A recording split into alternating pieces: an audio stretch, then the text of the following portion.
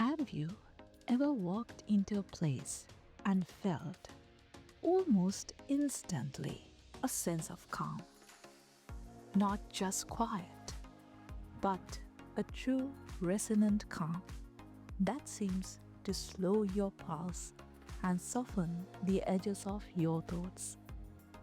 It is a rare feeling in our clamorous world, but there is a particular kind of space that seems to conjure it with an almost magical consistency, the Korean style cafe.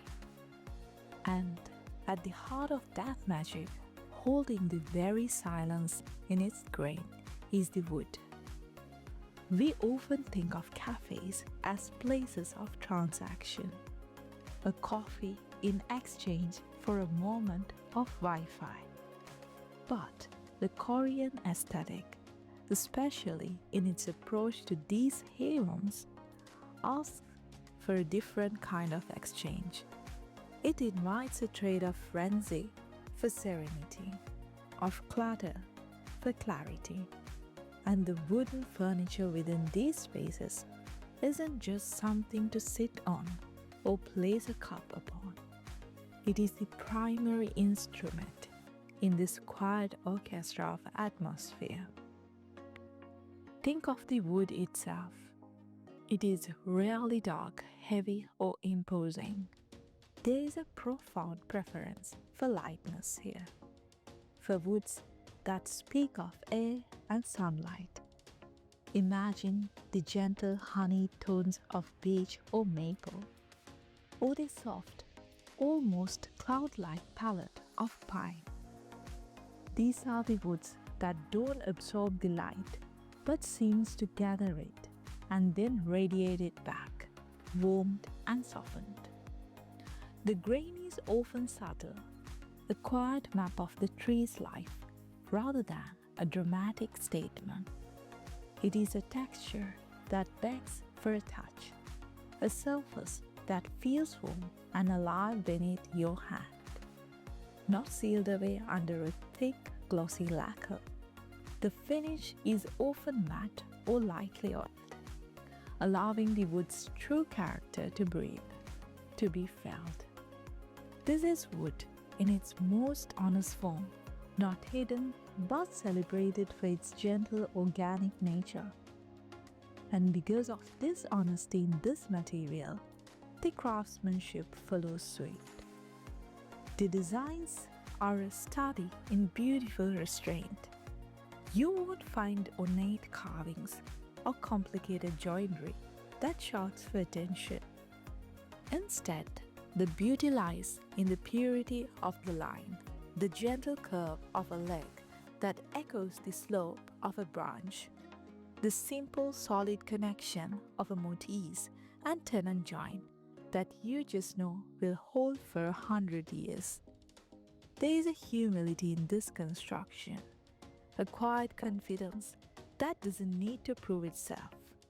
It is the kind of furniture that feels respectful. It knows its role is to support, to hold space, not to dominate it. This philosophy extends to the very shapes these pieces take. Chairs and tables are often lowered to the ground, encouraging a different posture, a more relaxed and settled feeling. It is a subtle physical cue that tells you to slow down, to lean back, to truly inhabit your seat. And the tables, they are rarely vast, empty plains. They are just large enough for a cup, a book, a small plate. They create an intimate sphere for one or two people, a defined pocket of personal space within the large room.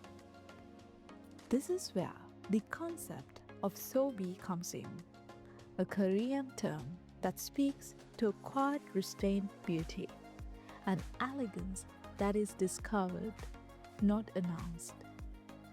It is the beauty of a worn stone, of bare branches against a sky, of a single, well-made object in an empty room.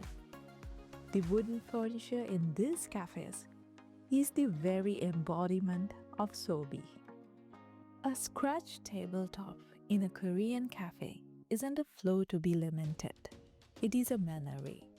It is the ghost of 1,000 coffee cups, the gentle abrasions of countless conversations. The wood darkens in some places, lightens in others. Itself is becoming a living document of the life it has witnessed.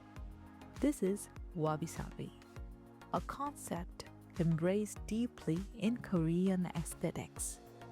The profound beauty of the imperfect, the impermanent, and the incomplete. This is the recognition that true character is earned, not manufactured.